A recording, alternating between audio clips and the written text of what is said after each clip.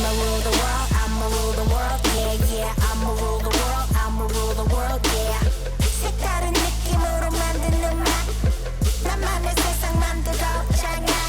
I'ma rule the world, I'ma rule the world, yeah, yeah. I'ma rule the world, I'ma rule the world, yeah. 해가 지고 뜰 때까지 I'm up, yeah. Today, we're joined by two voices from opposite ends of the housing conversation. We have Rob Foster, Niagara Region Councillor, representing the public sector's role in planning, policy, and infrastructure, and Chuck McShane, Executive Officer of the Niagara Homebuilders Association, bringing the private sector perspective from the people actually trying to build the homes. Together, we're breaking down how we reach this affordability crisis and why housing starts for homeowners are hitting potentially 30-year lows. So, gentlemen, it's great to have you. I've been trying to put together this show for quite some time. You're busy men, but I appreciate you joining me. I want to start with this, and it's about a misunderstanding of the housing crisis. Rob, from your perspective, what do you think is the greatest misunderstanding for this housing affordability crisis that most people don't get? Yeah, well, first off, Sam, thank you for having me. I really do appreciate it, and very happy to be here with Chuck as well. I would suggest to you that the biggest problem we have in the whole housing area, there's been an affordability crisis that has gone on for quite some time. The second part to it is housing building, and there's been a real lack of building now for some time. And so, you know, let's excuse the fact that there has been some incredibly good building going on in and across Niagara, but it has slowed down. And so interest rates are causing grief. You know, the charges that we have as government that are going out with things, they're causing grief. Do you think that there's something most people don't see? Chuck, I want to throw this to you. What do most people not see? What do they not understand? I think first and foremost, the uncertainty within the industry, and you know what's happening within our economy as a whole. Like, can you make money actually building homes these days? Well, that's the big thing, you know, and that's another thing that's always come out is, oh, the greedy builder, the greedy developer. Da, da, da. What a lot of people don't realize when a new subdivision is being built, that developer pays for the curbs, pays for the sidewalks, pays for the trees that the municipality wants, pays to put the pipes in the ground in that subdivision, and then turns around after still paying the development charges, which could be up to 22% of the cost of a new home. The new home purchaser has to pay for all of that. Right. So me, as a 22-year-old first-time home buyer, is stuck with that bill, and they just pass it on. One of the things I just want to point this out is, so housing starts are down for homeowners, or housing starts in general are down for developers in the last 30 years, especially like you see Toronto, Vancouver. I saw some numbers, though, that Montreal is significantly up, but in rental construction. So it seems we're changing with what the problem has approached. What have you seen just from the builder side? I want to get Rob's perspective. Okay, so when we look at, you know, St. Catharines, you know, they approved 190 units in the last 3 months. Niagara Falls units went up as well. And once again, it goes to the rental units. Now, those are all high rises. Okay, those all are afforded money and waive DC charges, and the government gives them extra money to do that. But those won't come online for 3 years. So can I ask this, Rob, from your perspective, just sitting in the region, do you guys look at rental units different than houses? In some cases, yes. There's some differing incentives that are going on in the background with the various programs. And I think, by the way, there's another fundamental piece of this thing that we have to keep in mind. You know, we've been pushed very strongly to be building homes right across Ontario. And I understand that. And in fact, I think it's appropriate that we have that in mind. But here in Niagara, we're expecting to have 750,000 people here by the year, what is it, Chuck, 2041, I think, or somewhere in that time frame. Yeah. Yep. Yeah. And so the reality is that there's an awful lot of people coming. And so there has to be a lot of building so that we can actually put people into places. Okay, we've got about 15 seconds just so I'm going to wrap it up on this segment, but you brought up population, which is one of the things that I wanted to discuss that is something the federal government had been dealing with. So we'll get right back into it. Stay tuned for more as we continue to discuss the government's role in this matter and what this means for you as the home buyer. Stay tuned for more. I'ma rule the world, I'ma rule the world, yeah. I'ma rule the world, I'ma rule the world, yeah. One of the most common questions that I ask and that people ask me and that I hear is, are development charges the reason housing prices are skyrocketing? Now, this is something that we can talk openly about, but before that, we had brought up something pivotal, which was population. Population, Chuck, you had also mentioned, equates to jobs as well. Chuck, in your view, do you think DCs are really the problem here, or are there a lot of other factors that are pulling on this and DCs are maybe just part of the problem? Well, I'm going to say that when it comes to the cost of the home, DCs are a huge problem, and so are government fees. They're up to 22 to sometimes I saw 30%. 36% across Canada on average On was average. government Here in Niagara, costs. yeah, here in Niagara, we're probably around 27 to 28%, right, Rob? Yeah. So that's the cost of the home. That's before the new home purchaser even bought the property. Okay, so can I ask this question? Rob, can we lower DCs?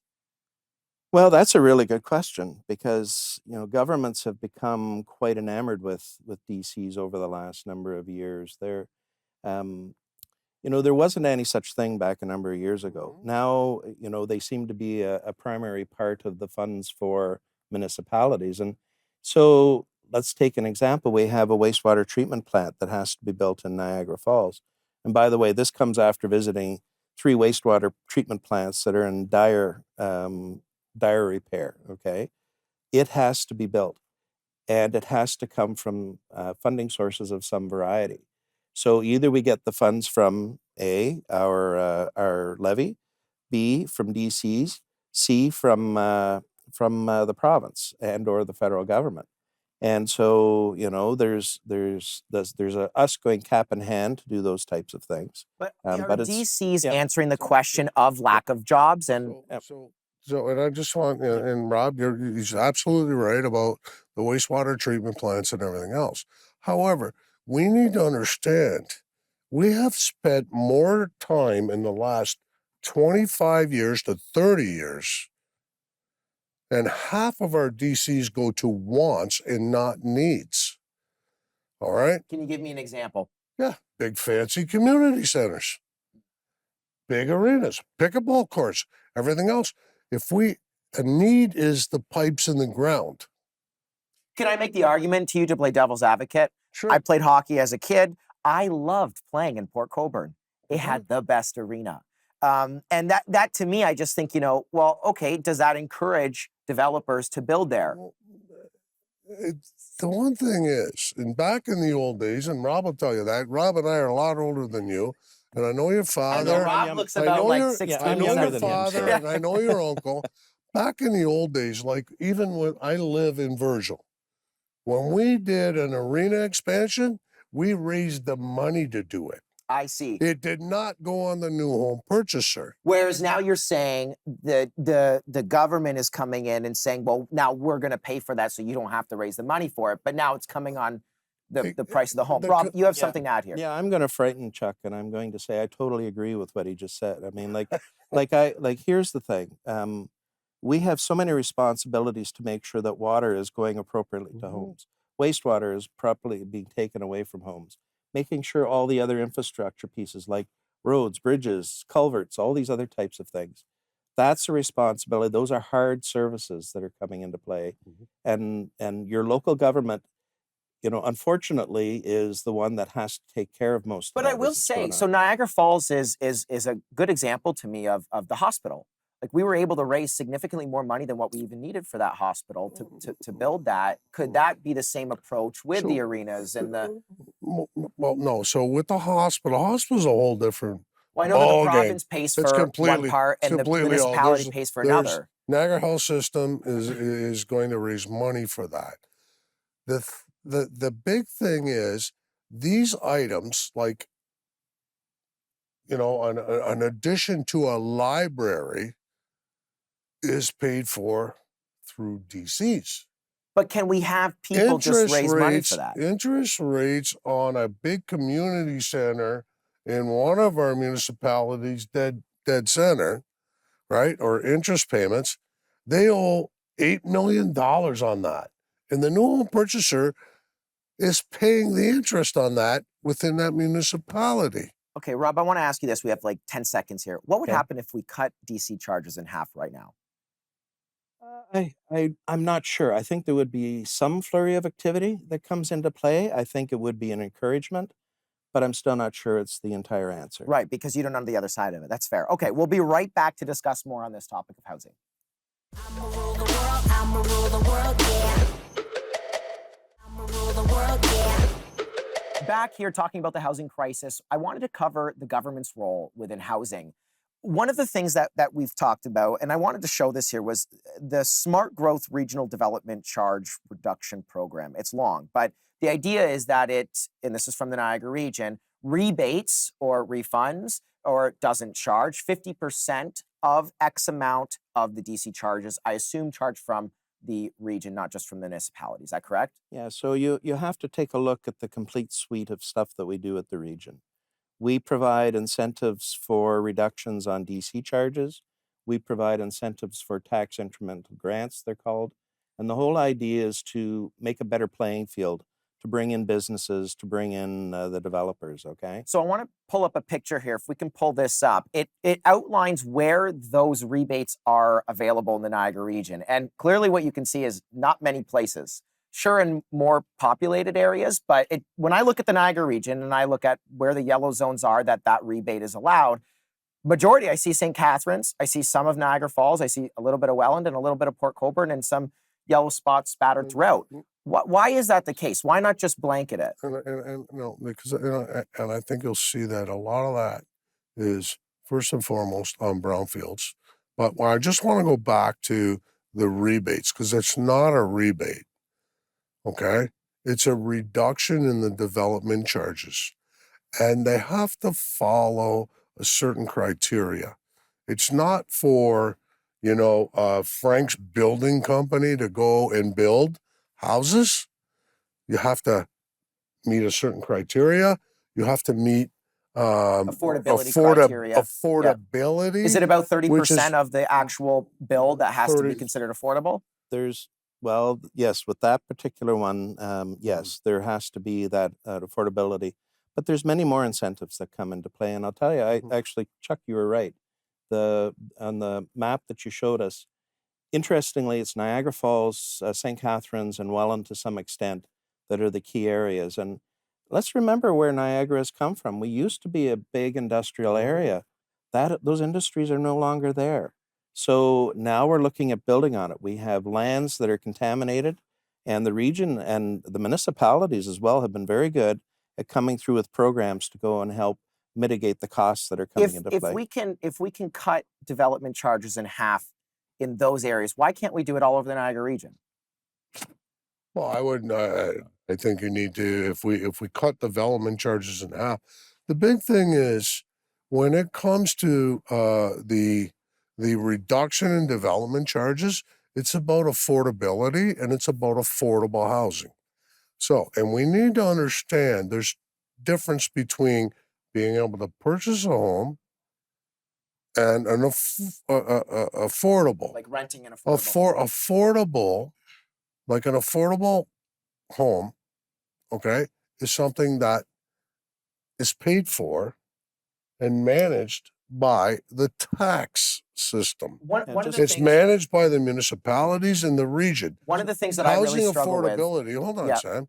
Housing affordability means someone can actually purchase that condo. Someone can actually purchase that apartment. They can, right? And Well, I that's guess what one of the we things want. that I'm seeing as a shift is that it almost seems like the government doesn't care to encourage people to buy homes just to rent them. I mean, when we have so many incentives for renting, not necessarily building, like that's tough to me. Well, like first off, let's use Lincoln. That's the one I'm most used to, and sort of an average size house that's being built there. You get $30,000 worth of DCs from the region, and you get about 53,000 from the town of Lincoln. And guess what? People have been buying homes there because people have wanted to come and live in Lincoln. And are we seeing lower costs on those homes because you have DCs cut in half or cut? Oh, you're suggesting if we were to cut them half? Well, not just cut them in half, but you're saying Lincoln has some pretty solid DC. Well, DCs themselves, no, there hasn't been any reduction in anything that's coming into play. Like that's been talked about, and I know Chuck and I have talked about this before, and others have as well. Doesn't make sense for us as governments to be going through and saying, no, there should be a blanket reduction that's coming into play. That may be next on the list. Okay, so you're saying it's something that can develop. I've got about 20 seconds here. I guess where I struggle, though, guys, is just from my view, is I see the government incentivizing home buyers, but they're not incentivizing home builders. No. And that's where I really struggle. No, they're not incentivizing home buyers. But do you feel they're incentivizing the home builders? They're incentivizing the rental market. If we were to actually incentivize the new home purchaser, we would get rid of the HST and the GST on all new homes. I'ma rule the world, yeah. I'ma rule the world, I'ma rule the world, yeah. We're back with our last segment, and we're going to be discussing a new way forward. What things can we change? Sitting down with Chuck and Rob, we've been having a good discussion thus far. There's a couple of things that I think we need to take into account. We focused a lot on development charges, which I think is fair. If the average home in Canada, the cost to build that is 36% of that is coming from government-related charges, that's something we kind of have to discuss. But in saying that as well, population is something that was brought up, and productivity as well. Would you guys say there are any other issues before we get into those three that might contribute to the housing crisis, or are those three the major ones? I'm going to let Rob go. He's older than me. So infrastructure is a huge issue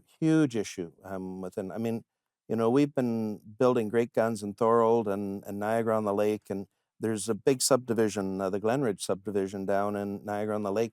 It's not off the ground yet. Like there's servicing issues that are coming into play. St. Catharines, Welland, all of these places are growing, they're expanding, but we just don't have the full level of infrastructure yet. So from a government point of view, what's my job? My job is to make sure that that infrastructure is there. And if it's not there, everybody has the right to point at me and saying you're not doing your job. Now, when we bring up population growth, I want to discuss that, but make a point really quick. I just want to go back to what Rob said. As a development industry and builders, we have no problem paying development charges. Growth pays for growth, right? Like we have to pay, that's part of it. But we'll go back to the needs and not the wants. Now we're going to go back to, what could change the dial? We talked about we're going to talk about the HST on new home purchases, but only for the new home purchaser, first-time purchaser. The first-time purchaser for a new home in our industry is less than 5%. So are you saying that then incentivizing that doesn't necessarily attribute towards helping buyers? That will not. That certainly won't change the dial when 95% of those that are buying brand new homes are moving out of an older home and moving into a brand new home. So I will also step in too, is that the incentivizing, you mentioned rentals as it's going on. And I got to tell you, that's a big part for us right now. And I'll give credit to the federal government. The CMHC is basically coming up with funding that's going to help the builders in that particular area. There's no secret why we're starting to see rental buildings going up, because there's funding available to go and help the developers do that. And there's also help on our side of things as well at the regional level. We have rental, we want rental housing. Niagara is bereft of rental. Okay? Rob, can I ask, Chuck, are you opposed, or are home builders opposed to the new generation of home building being for rentals?